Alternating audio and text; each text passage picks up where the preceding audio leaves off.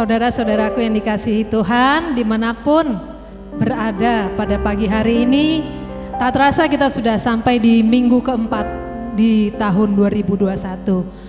Berkat pemeliharaan Tuhan yang luar biasa atas kita semua, boleh kita rayakan dengan sukacita.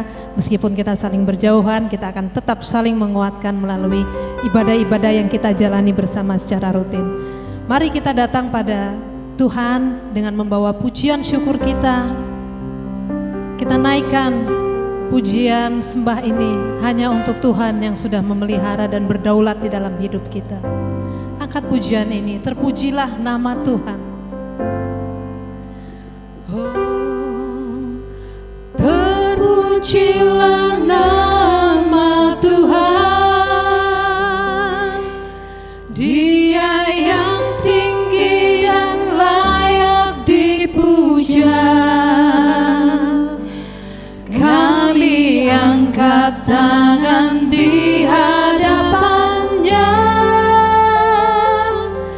nyanyi puji namanya, puji namanya. Terpujilah nama Tuhan, terpujilah, terpujilah nama Tuhan.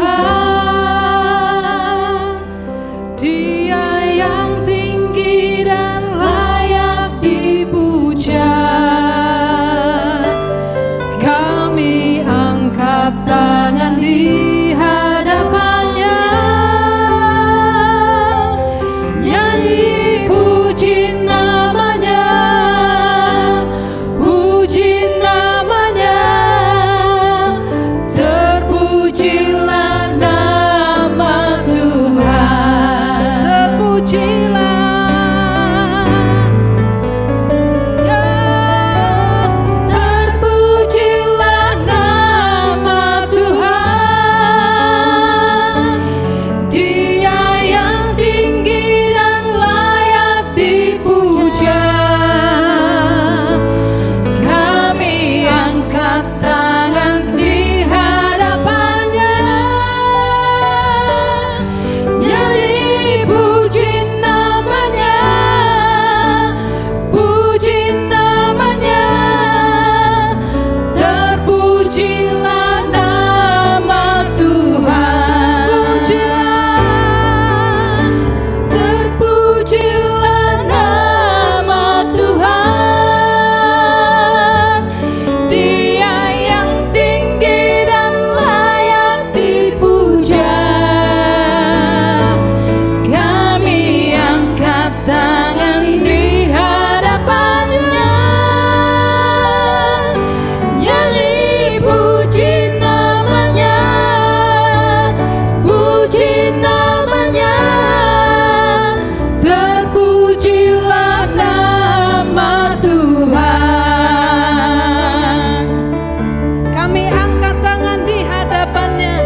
Kami angkat tangan di hadapannya, nyanyi puji namanya, puji namanya. Terpujilah nama Tuhan, Terpujilah nama Tuhan. terpujilah nama Tuhan.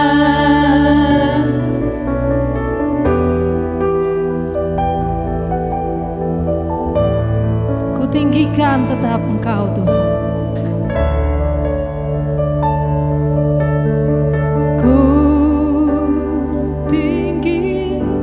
Ku tinggikan Engkau, Raja yang duduk di atas tahta. Engkau mulia, ajaib dan heran, ku kagum akan Engkau Tuhan.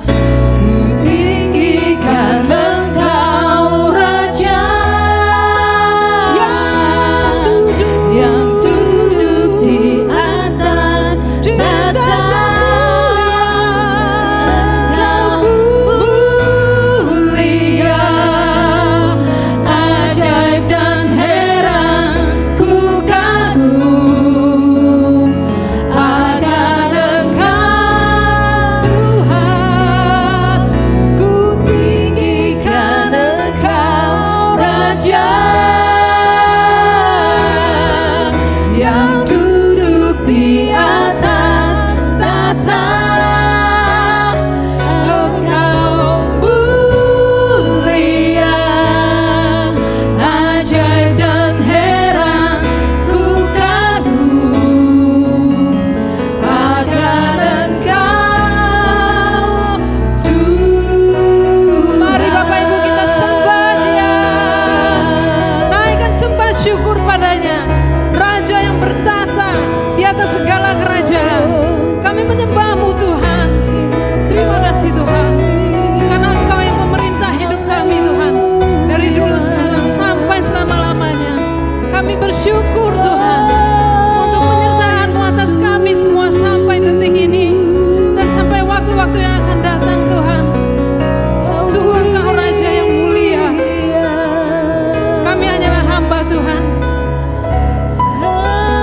Kami adalah pelayan-Mu Tuhan. Kuduskan tiap hati kami Tuhan Yesus, agar setiap hari kami boleh semakin mengenal Engkau, semakin menyenangkan hati-Mu Tuhan. Di tengah segala keadaan yang tidak pasti Tuhan, kami tetap mau pegang janji-Mu Tuhan, bahwa Engkau adalah Allah yang tidak pernah gagal, Allah yang selalu menepati janji-janjinya, Allah yang selalu mengasihi apa yang sudah Engkau ciptakan. Terima kasih Tuhan, besar kasih-Mu atas kami. Mari Tuhan jamah setiap kami yang ada di tempat ini, yang ada di tempatnya masing-masing, semua jemaat-Mu Tuhan Yesus. Kami rindu Tuhan untuk mengalami lawatan-Mu dimanapun dan kapanpun kami berada Tuhan Yesus. Jangan biarkan kami lari dari rencana-Mu Tuhan. Beracaralah Tuhan di dalam ibadah kami ini. Kami siap untuk mendengarkan kebenaran firman-Mu dan juga menerima sukacita yang abadi dari Engkau. Di dalam nama Tuhan Yesus. Haleluya. Amin. Kita masih mau tetap berharap kepada Tuhan, sumber kekuatan kita. Mari angkat pujian ini. Katakan bahwa Allah adalah sumber kekuatan. Haleluya. Hanya Tuhan milik kita di surga.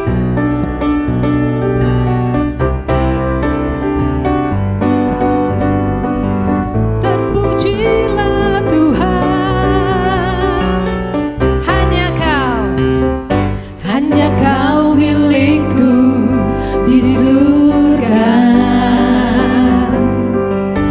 Tiada yang ku ingini di bumi, hanya Kau. Tak ku andalkan kekuatanku, namun yang pasti Kau tetap selamanya. Allah sumber kuatku, Allah sumber kuatku, Allah sumber kuatku dan bagianku selamanya, selamanya.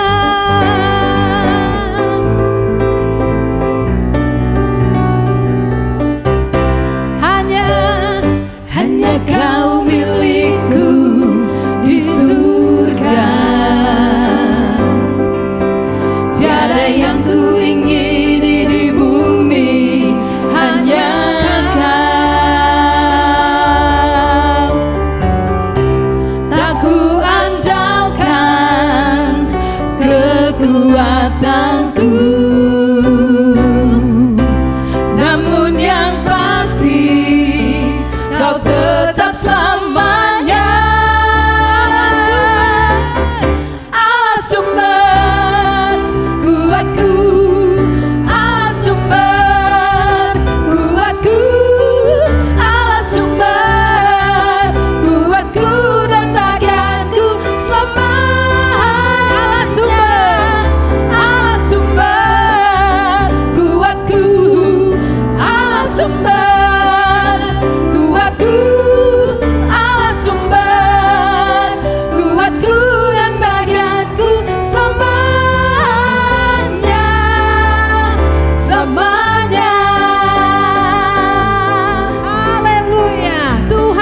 sumber kekuatan kita. Haleluya. Masih ada sukacita saudara. Kita tetap mau berharap di dalam Tuhan yang memiliki kendali atas hidup kita sepenuhnya. Mari kita angkat pujian ini.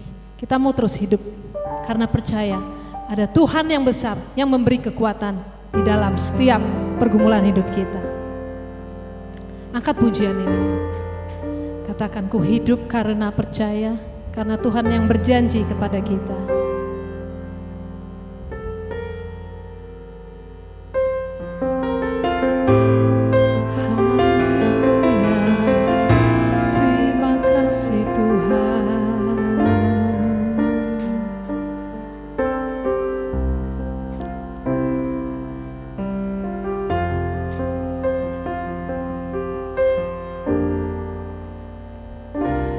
Ku hidup karena percaya,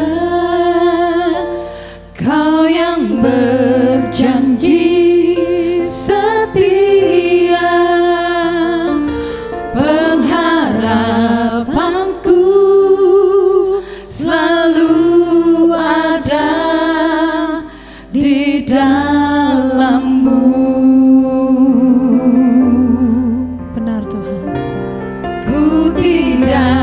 Akan menyerah meski dalam kesesakan. Seluruh hidupku dalam genggaman-Mu.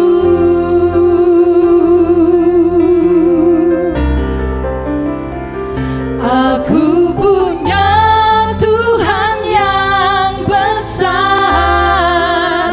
yang telah berjanji dan sanggup menggenapi. Imanku bersepakat percaya kuasa-Nya.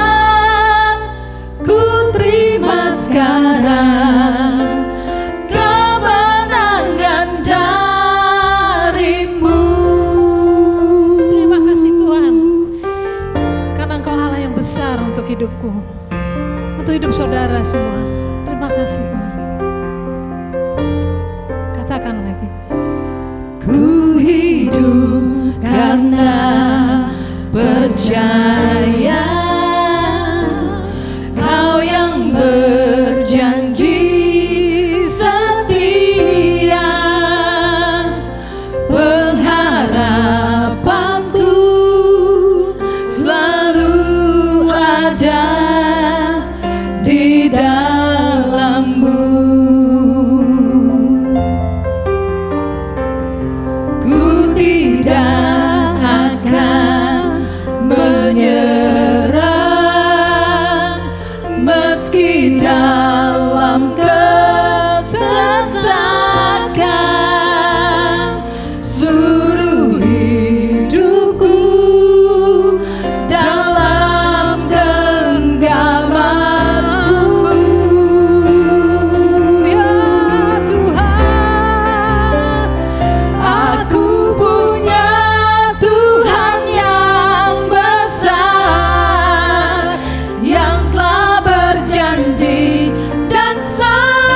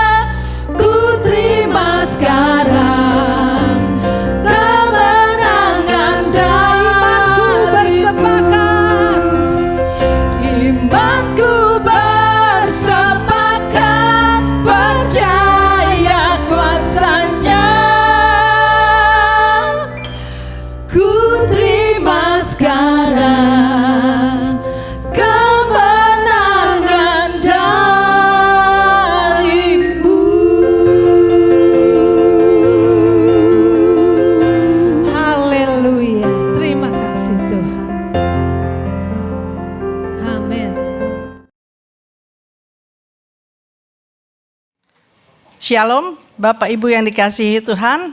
Selamat pagi, selamat berjumpa lagi di dalam kasih Yesus Kristus. Pagi ini kita akan bersama-sama beribadah.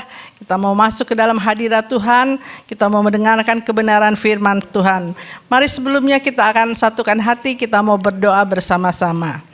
Tuhan Yesus, terima kasih buat hari ini di mana kami masih diberikan waktu dan kesempatan untuk kami boleh mendengarkan suara Tuhan.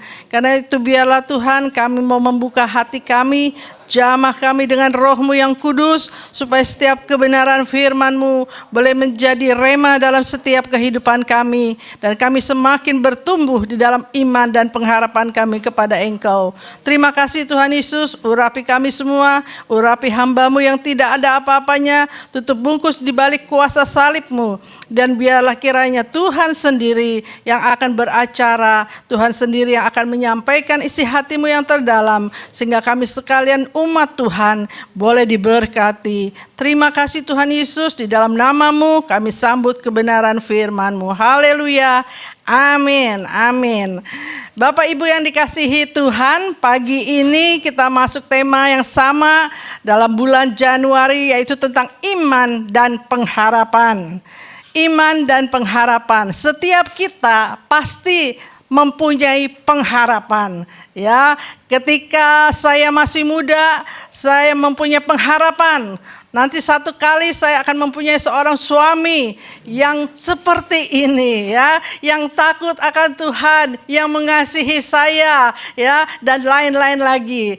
Ketika kita masuk dalam satu keluarga, kita mempunyai kerinduan juga, mempunyai pengharapan bahwa satu kali kelak saya punya anak, yang anak-anak saya akan menjadi anak-anak yang cerdas, anak-anak yang takut akan Tuhan, anak-anak yang mempunyai aktivitas yang baik, dan semuanya itu adalah harapan-harapan yang kita miliki. Dan masih banyak lagi pengharapan-pengharapan yang kita punyai sebagai seorang manusia. Nah, tetapi pengharapan dan iman itu harus berjalan bersamaan. Seseorang yang memiliki pengharapan tetapi tanpa iman tidak akan menghasilkan apa-apa. Saya ulangi sekali lagi. Seseorang yang memiliki pengharapan tetapi tanpa iman tidak akan menghasilkan apa-apa. Mengapa? Atau apa sebabnya? Karena pengharapan kita kadang-kadang bisa pupus di tengah jalan. Pengharapan kita bisa tidak kita dapatkan. Karena apa? Karena ada situasi, ada tantangan yang kita hadapi, sehingga pengharapan kita tidak dapat kita capai. Nah, pagi ini kita akan bersama-sama membaca firman Tuhan yang terdapat di dalam Injil Markus. Pasal yang ke-10, saya akan baca ayat 46 sampai dengan yang ke-52. Topiknya, Yesus menyembuhkan Bartimius. Lalu tibalah Yesus dan murid-muridnya di Yeriko. Dan ketika Yesus keluar dari Yeriko bersama-sama dengan murid-muridnya dan orang banyak yang berbondong-bondong, ada pengemis yang buta yang bernama Bartimius, anak Timius, duduk di pinggir jalan.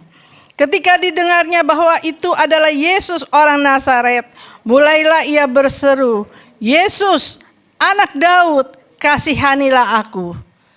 Banyak orang menegurnya supaya ia diam. Namun semakin keras ia berseru, "Anak Daud, kasihanilah aku." Lalu Yesus berhenti dan berkata, "Panggillah dia." Mereka memanggil orang buta itu dan berkata kepadanya, "Kuatkan hatimu, berdirilah, ia memanggil engkau." Lalu ia menanggalkan jubahnya. Ia segera berdiri dan pergi mendapatkan Yesus. Ayat yang ke-51, tanya Yesus kepadanya, "Apa yang kau kehendaki supaya aku perbuat bagimu?" Jawab orang buta itu, "Rabuni, supaya aku dapat melihat." Lalu kata Yesus kepadanya, "Pergilah, imanmu telah menyelamatkan engkau." Pada saat itu juga melihatlah ia, lalu ia mengikuti Yesus dalam perjalanannya. Nah, di dalam kisah ini kita melihat bagaimana Bartimius, seorang yang buta sejak lahir. Tentu di dalam kehidupannya dia begitu mengalami satu keadaan yang tidak menyenangkan. Mata yang buta yang hanya dilihat kegelapan sepanjang hari. Kegelapan sepanjang masa. Tentu dia memiliki satu pengharapan.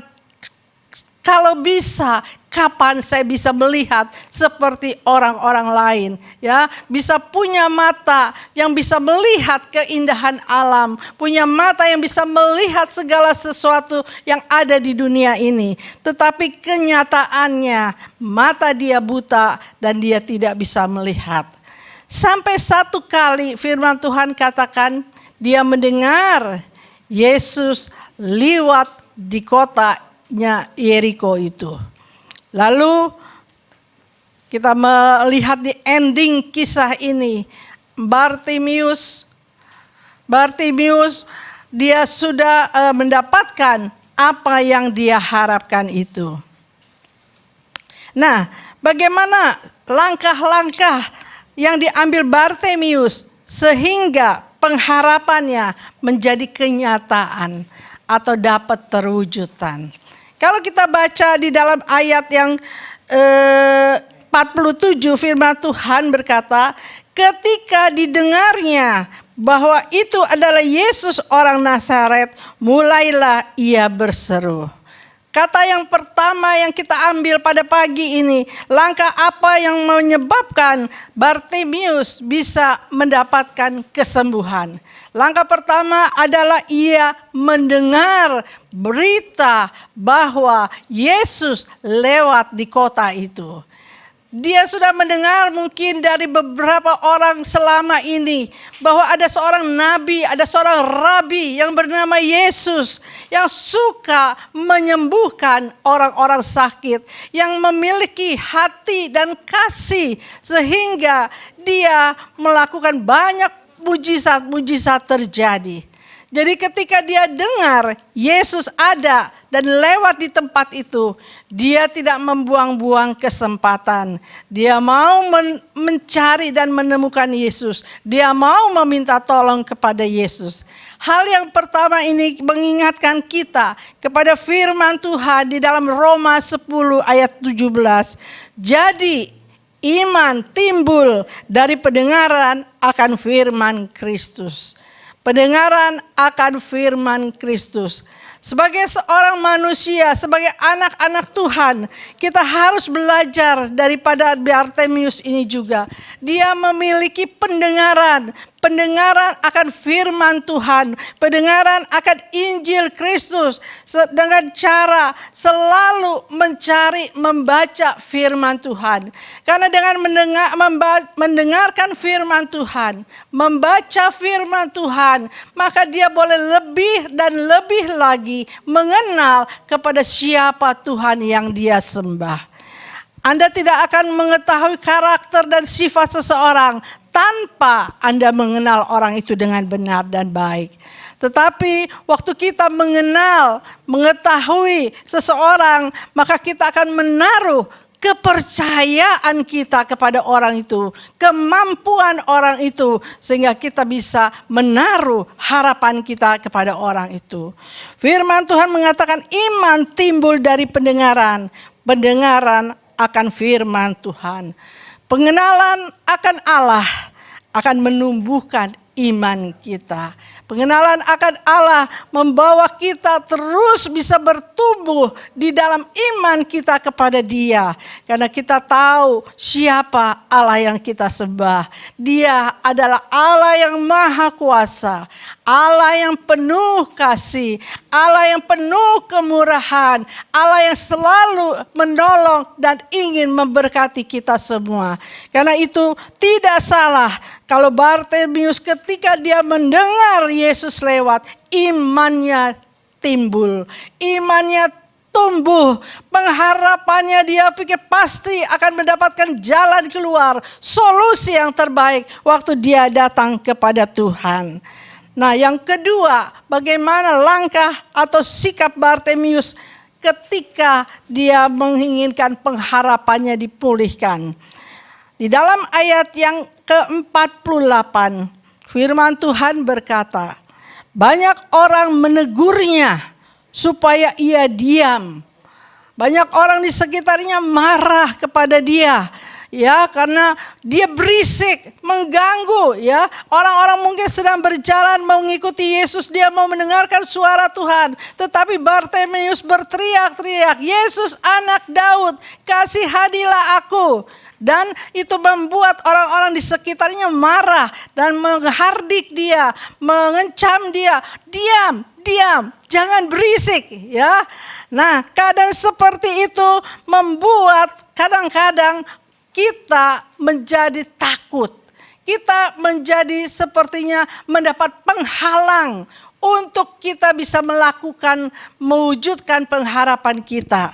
Tetapi kita diingatkan, orang yang tidak memiliki pengharapan dan iman, dia akan kehilangan semangat juang untuk meraih masa depan yang Tuhan rencanakan. Dalam kehidupan kita, untuk mewujudkan harapan kita, cita-cita kita, kerinduan hati kita, kita harus memiliki semangat juang. Kita tidak pernah menyerah, sekalipun ada situasi, ada kondisi, ada keadaan yang tidak menyenangkan, ada keadaan yang membuat kita sepertinya seolah-olah menghalangi pengharapan kita. Tetapi waktu kita tetap mau berjuang, waktu kita mau tetap tidak menyerah, ya, maka kita tahu kita akan mendapatkan kemenangan dan meraih semua janji-janji Tuhan.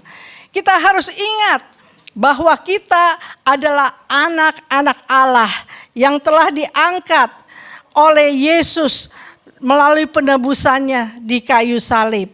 Ya, kita akan belajar terus bagaimana firman Tuhan mengatakan di dalam kitab Roma pasal yang kedua mengatakan demikian. Oleh Dia kita juga beroleh jalan masuk oleh iman kepada kasih karunia ini. Dan di dalam kasih karunia kita berdiri dan kita bermegah dalam pengharapan akan menerima kemuliaan Allah. Kita harus menyadari bahwa kita adalah anak-anak Allah yang sudah ditebus oleh darah Kristus. Dan oleh Dia, firman Allah katakan, oleh Dia iman kita beroleh kasih karunia. Beroleh kasih karunia. Kasih karunia adalah satu anugerah yang Tuhan berikan kepada umatnya. Bukan karena perbuatan baik kita. Bukan karena kecakapan kita. Bukan karena apa-apa yang ada dalam diri kita. Tetapi semata-mata karena Tuhan mengasihi kita dan memberikan sebagai anugerah di dalam kehidupan kita. Nah, di dalam kasih karunia kita bisa berdiri, kata firman Tuhan. Kita bisa bermegah di dalam pengharapan. Dan pengharapan yang kita miliki itu di dalam Yesus Kristus. Di dalam Roma 5 ayat yang kelima mengatakan, dan pengharapan tidak mengecewakan. Karena kasih Allah telah dicurahkan di dalam hati kita oleh Roh Kudus yang telah dikaruniakan kepada kita. Pengharapan yang kita dasari kepada iman kepada Kristus tidak pernah mengecewakan. Pengharapan itu tidak pernah mengecewakan, ya. Kita harus tetap tekun, kita akan terus tetap berjuang menaruh pengharapan dan iman kita kepada Yesus Kristus. Sekalipun situasi, kondisi, keadaan yang tidak memungkinkan. Tetapi kalau kita tidak pernah mau menyerah, kita mau terus mengejar pengharapan itu dengan iman kepada Kristus, kita akan mendapatkan buah-buahnya. Contohnya Abraham. Abraham ketika Tuhan janjikan bahwa dia akan memiliki keturunan, usianya baru 75 tahun. Masa penantiannya yang begitu panjang, 25 tahun, bukan masa-masa yang singkat. Tentu di tengah-tengah perjalanannya seringkali imannya juga mulai kendor, pengharapannya juga mulai pupus. Tetapi Tuhan selalu mengingatkan kembali. Ya, ketika Abraham berkata, aku tidak mungkin mewariskan kekayaanku kepada keturunanku. Pasti aku hanya memberikannya kepada bujangku. Orang yang ada selalu menyertai aku. Tapi firman Tuhan selalu menguatkan, mengingatkan. Tidak, aku akan memberikan keturunanmu sebanyak bintang di langit. Sebanyak pasir di pantai. Dan engkau akan mendapatkannya. Situasi, kondisi, keadaan Abraham waktu itu sepertinya tidak memungkinkan. Dia sudah lanjut usia, dia sudah tua, istrinya mandul dan sudah lanjut usia, sudah mati haid kata firman Tuhan. Tetapi pengharapan yang terus Abraham cari melalui ketekunannya kepada janji-janji Tuhan, melalui imannya kepada Tuhan, akhirnya diwujudkan pada waktu dia berusia 100 tahun. Masa yang lama, waktu yang lama seringkali membuat kita lemah. Kita tidak tahan menghadapi sesuatu itu. Tetapi ketekunan dan tidak pernah mau menyerah akan menghasilkan buah-buah pada waktunya. Demikian juga dengan Yusuf. Yusuf mendapat visi dari Tuhan dalam mimpinya bahwa satu kali kelak dia akan menjadi seorang pemimpin, dia akan menjadi seorang yang luar biasa. Tetapi di dalam perjalanan hidupnya, apa yang dia hadapi? Hanyalah persoalan masalah. Saudara-saudaranya membenci dia. Dia dimasukin ke dalam sumur, dijual ke Mesir, menjadi budak di rumah Potifar, difitnah, masuk ke penjara, dan di penjara dia dilupakan oleh orang-orang yang sudah menolongnya.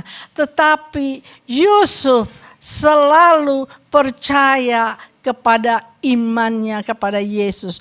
Pengharapannya tidak pernah luntur. Pengharapannya terus menyala-nyala. Sehingga sampai waktunya Tuhan, pengharapan itu dipulihkan, diwujudkan, menghasilkan buah.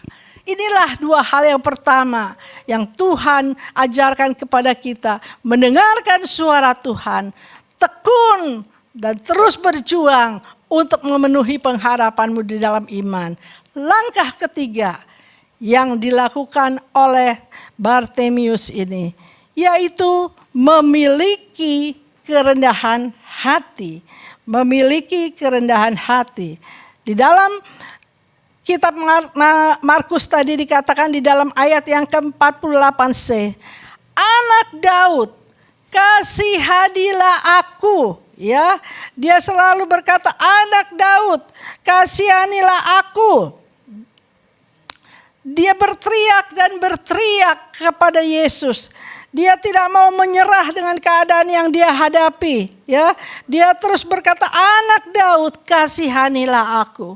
Hal ini menunjukkan kepada kita semua bahwa Bartimius ini memohon belas kasih Tuhan atas hidupnya. Ia menyadari bahwa dirinya tidak memiliki kemampuan, kekuatan, atau dia juga tidak mempunyai keuangan untuk bisa menyembuhkan matanya. Itu sebabnya dia datang kepada Tuhan. Dia merendahkan dirinya kepada Tuhan. Dia berkata, anak Daud, kasihanilah aku. Kasihanilah aku. Kerendahan hati membuat Allah terusik untuk melakukan hal-hal yang besar dalam kehidupannya. Firman Tuhan mengatakan di dalam Zakaria 4 ayat 6b, bukan dengan keperkasaan dan bukan dengan kekuatan, melainkan dengan rohku, firman Tuhan semesta alam. Mengingatkan kepada kita bahwa kita adalah manusia yang terbatas. Kita manusia yang tidak mempunyai kekuatan melebihi kemampuan kita. Kita manusia terbatas di dalam segala hal. Karena itu biarlah kita mau selalu datang kepada Tuhan. Kita mau selalu merendahkan diri kita kepada Tuhan. Kita mau meminta pertolongan Tuhan setiap saat. Dan kita akan selalu mengatakan, Tuhan, aku perlu Engkau di dalam setiap kehidupanku. Tuhan, aku memerlukan tangan-Mu selalu menyertai aku. Ya, aku perlu Engkau menuntun setiap langkah-langkahku. Karena aku adalah orang yang tidak mampu. Aku adalah orang yang tidak berdaya. Aku adalah orang yang tidak mempunyai kekuatan untuk menghadapi, mencapai harapan-harapan hidupku dengan kekuatanku sendiri. Daud sendiri pernah mengatakan ketika dia menghadapi Goliat, aku datang dengan nama Tuhan semesta alam, sebab di tangan Tuhan Engkau akan diserahkan kepadaku. Satu sikap rendah hati harus kita miliki sebagai anak-anak Tuhan. Karena kita menyadari bahwa hidup kita adalah terbatas, kemampuan kita terbatas, kekuatan kita terbatas. Karena itu biarlah dalam hari-hari kita akan terus dan terus mengandalkan kepada Tuhan. Kita akan terus menyerahkan hidup kita ke dalam kedaulatan Tuhan, ke dalam pimpinan tangan Tuhan. Karena dengan jalan seperti itu kita akan melihat bagaimana Tuhan berkarya di dalam kehidupan kita. Tuhan mau kita selalu rendah hati. Dan Tuhan mau kita selalu memuliakan nama Dia. Hal yang keempat yang dilakukan oleh Bartimius untuk mewujudkan pengharapannya adalah dia memiliki pengharapan yang jelas dengan tujuan untuk kemuliaan Tuhan. Ayat 51 sampai 52 Yesus bertanya, apa yang kau kehendaki? Maka jawab Bartimius, Rabuni, supaya aku dapat melihat. Seringkali kita tidak tahu apa tujuan hidup kita. Sehingga harapan kita hanya berfokus kepada hal-hal yang terlihat di sekitar mata kita. Kita hanya melihat apa yang kita pandang, bukan sebuah kebutuhan yang utama. Tetapi Tuhan mau kita memiliki satu pengharapan yang jelas, ya. Tuhan memang mengingini setiap orang diberkati oleh Dia. Tuhan selalu juga mengasihi kita dan Tuhan tidak pernah merancangkan hal-hal yang buruk dalam kehidupan kita. Tetapi satu hal juga kita harus ingat bahwa apa yang kita harapkan harus sejalan dengan kehendak dan rancangan Tuhan. Kalau kita memiliki pengharapan, misalnya, saya sudah punya rumah dan saya mau punya rumah yang lebih lagi seperti orang lain, ya. Rasanya pengharapan itu terlalu berkelebih-lebihan. Bukannya tidak boleh, tapi rasanya kita harus juga belajar mengucap syukur atas apa yang Tuhan percayakan kepada kita. Masih mungkin kita melihat orang-orang lain di sekitar kita, masih banyak yang belum memiliki rumah seperti kita. Atau kita memiliki satu mobil, kita masih pengen lagi 2-3 mobil yang lain. Dan semuanya itu menjadi pengharapan. Apakah itu sesuai dengan kehendak Tuhan? Apakah sesuai dengan tujuan yang Tuhan berikan nantinya untuk kemuliaan nama Tuhan? Jadi pengharapan itu harus jelas, harus sesuai dengan rancangan dan kehendak Tuhan.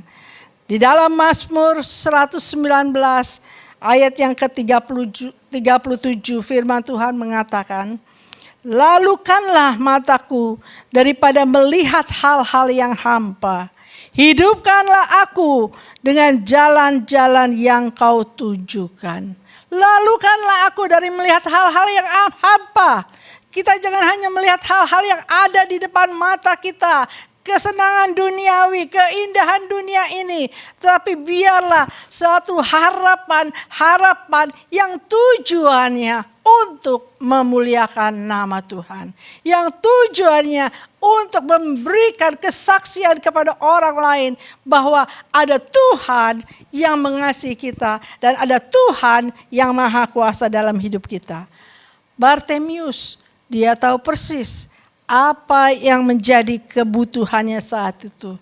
Dia hanya berkata, Tuhan, aku mau mataku dirabuni, dicelikan. Dan kebutuhan yang utama, harapan yang paling penting dalam kehidupan Bartimius itu lalu Tuhan lakukan. Dan akhirnya mujizat terjadi. Tuhan katakan, celiklah matamu. Dan seketika itu juga firman Tuhan katakan, terbukalah mata Bartimius dan dia dapat melihat. Dan setelah dia dapat melihat, maka firman Tuhan katakan di dalam Lukas 18 ayat 42-43. Maka Bartimius memuliakan Tuhan. Dia mengikut Yesus dan memuliakan Tuhan. Inilah 4 sikap yang diambil oleh Bartimius di dalam mewujudkan pengharapannya. Dia memiliki iman yang teguh. Dia memiliki daya juang yang kuat, yang tidak cepat menyerah. Dia memiliki kerendahan hati. Dan yang keempat, dia memiliki pengharapan yang jelas dengan tujuan untuk memuliakan Tuhan. Kalau kita saat ini sedang dalam satu masa, satu keadaan. Tahun 2021 ini adalah tahun yang penuh pengharapan di tengah ketidakpastian. Kita tidak tahu apa yang akan terjadi sepanjang tahun ini. Tapi kita tidak boleh menyerah. Kita boleh terus berharap kepada Tuhan. Kita taruh kehidupan kita ke dalam tangan Tuhan. Kita pegang janji-janji Tuhan. Dan kita mau melakukan apa seperti yang Tuhan lakukan dalam hidup kita. Kita tidak menjadi orang yang cepat kecewa. Hilang pengharapan. Kalau kita hilang pengharapan, kita putus asa. Dan putus asa akhirnya akan membawa kepada kematian. Tetapi orang yang memiliki pengharapan, dia akan terus bersemangat. Dia akan terus berjuang. Karena dia tahu hidupnya ada di dalam tangan Tuhan. Biarlah kita sekalian mau belajar dalam tahun ini. Lebih dalam lagi. Hidup sepenuhnya berakar dan berdasar kepada kasih Kristus. Ingat firman Tuhan yang mengatakan, Allahku akan memenuhi segala keperluanku. Allahku akan mencukupi kebutuhanku menurut kekayaan dan kemuliaannya di dalam Yesus Tuhan. Karena itu jemaat yang dikasihi Tuhan, pagi ini biarlah iman kita, pengharapan kita akan terus terwujud dengan kasih karunia Tuhan. Jangan pernah menyerah, jangan putus asa, tapi taruhlah imanmu ke dalam dasar Kristus Yesus. Karena hanya dialah yang akan menolong dan memampukan kita untuk kita bisa meraih masa depan kita, cita-cita kita, pengharapan kita, dan Tuhan sediakan bagi kita. Amin. Mari jemaat Tuhan, kita akan mengakhiri firman ini. Kita akan berdoa bersama-sama. Biarlah kiranya firman ini boleh menjadi rema dalam setiap kehidupan kita masing-masing. Mari kita satukan hati dan berdoa. Tuhan Yesus, terima kasih buat kebenaran firman-Mu yang sudah Engkau berikan kepada kami pada pagi ini. Tuhan, kami mau belajar daripada kebenaran firman-Mu. Biarlah hari-hari kami semakin hari semakin mengenal kepada Tuhan. Kami mau selalu mendengarkan suara Tuhan. Kami mau memiliki kepekaan kepekaan kepada suara Tuhan. Dan biarlah kami mau terus berjuang Tuhan untuk meraih cita-cita kami, harapan kami di dalam Engkau. Kami tidak akan menjadi orang-orang yang pengecut, kami tidak menjadi orang-orang yang lemah, kami tidak menjadi orang-orang yang cepat putus asa dan menyerah. Tapi kami tahu kami punya Tuhan yang besar, kami punya Allah yang maha kuasa. Karena itu biarlah kami terus bangkit dan semangat berjuang bersama-sama Tuhan. Karena kami percaya Tuhan selalu menyertai dan melindungi kami. Terima kasih Tuhan, berikan kami selalu roh kerendahan hati. Karena kami menyadari hidup kami adalah hidup yang biasa dan tidak ada artinya apa-apa. Tanpa Engkau kami tidak menjadi apa-apa. Tetapi bersama Tuhan kami bisa melakukan perkara-perkara yang besar. Karena itu biarlah kiranya Tuhan terus menyertai kami, memimpin kami, membawa kami terus masuk ke dalam rancangan-rancangan Tuhan yang indah. Dan kemuliaan bagi nama Tuhan. Berkati jemaat Tuhan yang sudah mendengarkan firman-Mu pagi ini. Dan biarlah kiranya Roh-Mu yang kudus yang akan memeteraikan firman-Mu dan menjadikan rema dalam setiap hati kami masing-masing. Sehingga kami boleh hidup berkemenangan di dalam Engkau Bapa. Terima kasih Tuhan Yesus. Di dalam nama-Mu kami sudah berdoa dan mengucap syukur. Haleluya. Amin. Amin. Tuhan Yesus memberkati kita. Shalom. Luar biasa pimpinan Tuhan bagi kita tentunya. Kita masih belum bisa ibadah di rumah Tuhan, tapi Tuhan beri jalan buat kita. Salam saya buat kita semua. Maranatha, datanglah ya Tuhan. Bagi orang-orang percayanya, kedatangan Tuhan bukan menjadi sesuatu yang menakutkan pasti, tapi justru menjadi sesuatu yang penuh dengan sukacita. Bertemu dengan Tuhan kita yang selama ini kita muliakan, kita agungkan, kita sembah, dan ini menjadi sesuatu yang luar biasa. Bagaimana kabar Bapak Ibu Saudara di rumah? Saya tentu tetap punya harapan semua akan baik-baik saja, karena kita punya Bapa yang baik, yang selalu ada menyertai hidup kita. Puji Tuhan. Pesan saya di minggu ini dengan tema yang masih sama, 1 bulan iman adalah dasar dari pengharapan.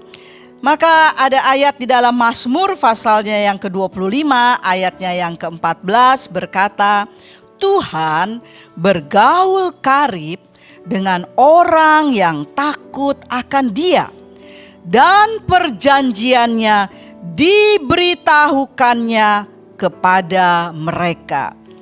Luar biasa. Kalau kita menjadi orang-orang yang takut akan Tuhan, maka itu pun terjadi bagi kita, bagi saya dan saudara.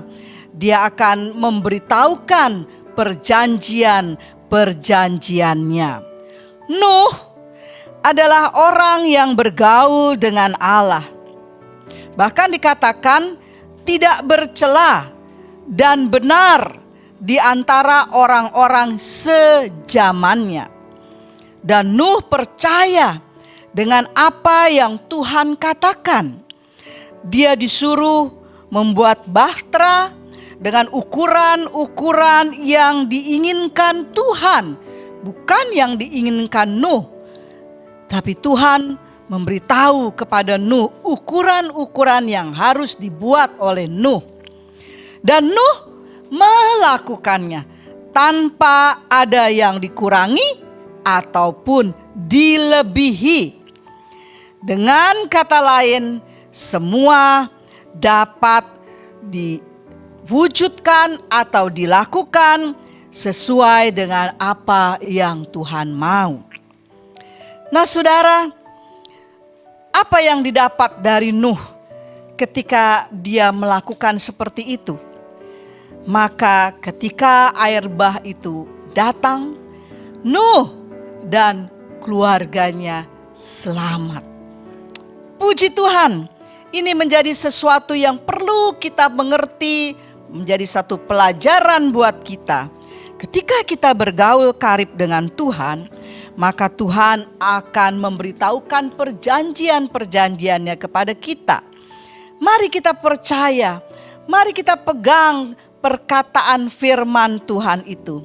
Karena setiap perkataan Tuhan itu ya dan amin adanya. Percaya membuat kita memiliki pengharapan-pengharapan, dan pengharapan itu akan tercapai. Puji Tuhan, inilah pesan yang saya bisa berikan kepada jemaat-jemaat Tuhan di Puri maupun di Geraha.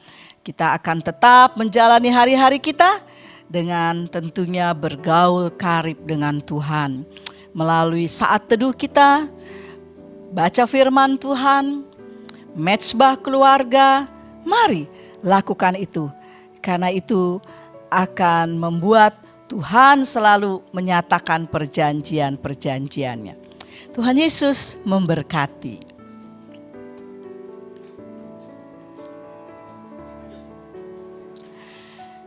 Dan akhirnya, mari saya akan mengakhiri ibadah kita minggu ini, mengajak Bapak Ibu Saudara yang ada di rumah untuk satu di dalam doa. Dan jangan pernah berkata capek, berkata bosan, berkata jenuh untuk permohonan-permohonan doa di mana kita akan selalu sisipkan bagi pandemi yang masih dialami oleh negara kita dan juga negara-negara lain. Jangan pernah bosan untuk selalu memohon kepada Tuhan. Karena kita percaya doa kita akan membawa kepada pemulihan. Dan kita juga akan saling mendoakan kepada sesama saudara-saudara kita di dalam satu keluarga GSCA Puri dan Geraha. Juga berdoa buat hamba-hamba Tuhan, berdoa juga buat gereja-gereja. Kiranya semua akan berjalan dengan memuliakan nama Tuhan. Mari kita satu di dalam doa. Bapa Surgawi, Bapa yang penuh dengan kasih, hamba-Mu memuji kebesaran-Mu, bersyukur untuk kebaikan-kebaikan-Mu, untuk pimpinan-Mu di dalam hidup kami sampai hari ini. Tuhan, terima kasih kami diingatkan satu bulan ini berbicara mengenai iman adalah dasar untuk kami meraih pengharapan kami. Kami diingatkan tentang kisah Nuh, di mana Nuh bergaul dengan Allah. Nuh tidak bercela, menjadi orang yang benar pada zamannya. Dan Nuh sudah taat kepada apa yang Tuhan perintahkan. Ya Tuhan, pimpinlah hari-hari hidup kami, untuk kami juga setiap hari mau bergaul karib dengan Tuhan. Melalui mezbah keluarga, melalui saat teduh pribadi, melalui pembacaan firman Tuhan yang akan kami lakukan. Karena disitulah kami bisa mendengar suara-Mu. Kami merasakan ada hubungan yang indah dengan Tuhan. Terima kasih buat kesempatan yang masih Tuhan berikan. Ya Tuhan, kami sehati berdoa buat bangsa yang kami kasih Indonesia, buat bangsa-bangsa lain juga yang masih mengalami virus corona ini, dan makin banyak korban yang kami dengar. Kiranya belas kasih Tuhan turun dan pemulihan terjadi. Semua akan dipulihkan di dalam nama Yesus. Dan inilah doa dan harapan kami ya Tuhan. Secara khusus hamba-Mu berdoa, satu minggu ke depan yang akan dilalui oleh setiap jemaat-jemaat-Mu ya Tuhan. Marilah Tuhan menyertai setiap keluarga-keluarga. Tuhan menyertai kebutuhan-kebutuhan hidup mereka. Tuhan menolong pekerjaan, usaha, perjalanan, bahkan sekolah dari semua anak-anak kami Tuhan. Engkau hadir dan selalu ada. Karena kami percaya janji firman-Mu itu ya dan amin adanya. Biarlah Engkau kan tutup bungkus hidup kami semua dalam kuasa darah Yesus.